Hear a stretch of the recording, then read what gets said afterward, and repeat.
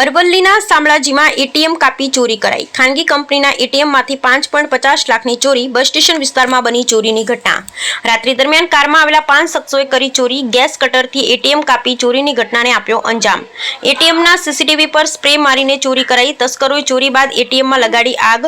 હથિયારો સાથે આવેલા 5 તસ્કરોએ કરી લાખોની ચોરી। ચોરી કરનાર શખ્સોની કાર સીસીટીવી કેમેરામાં થઈ કેદ।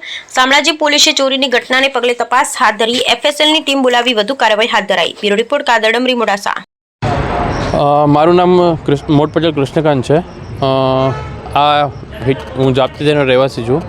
પાછળ આ જે હિટાચીનું એટીએમ દેખાઈ રહ્યું છે એ એટીએમ હું 5 વર્ષથી ચલાવું છું। જે એટીએમના અંદર હું ફ્રેન્ચાઇઝી ઓનર છું। મને ગઈકાલે રાત્રે મને સવારે 4:30 વાગે મને અહીંયાથી પાછળના હોતો એમનો ત્યાંથી ફોન આવ્યો હતો મને કે ભાઈ તમારા એટીએમમાં આગ લાગી છે। જે જાણ થતાં હું 1:30-4 વાગે અહીંયા એટીએમ ઉપર પહોંચેલો।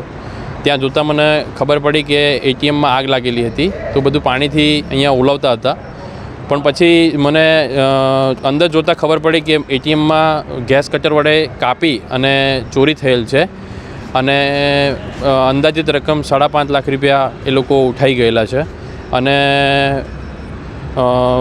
એ જાણતા મને જેમ જેમ જાણ પડી એમ મને જાણ થયું એ પાછળથી એવું બી જાણવા મળ્યું છે કે અહીંયા હોમગાર્ડના જવાનો હતા અને એ હોમગાર્ડના જવાનોને એ આ બંદૂકની અણી ઉપર રાખી અને એ લોકોને જોડે આ બનાવ બન્યો છે એવું મને પાછળથી જાણવા મળ્યું છે।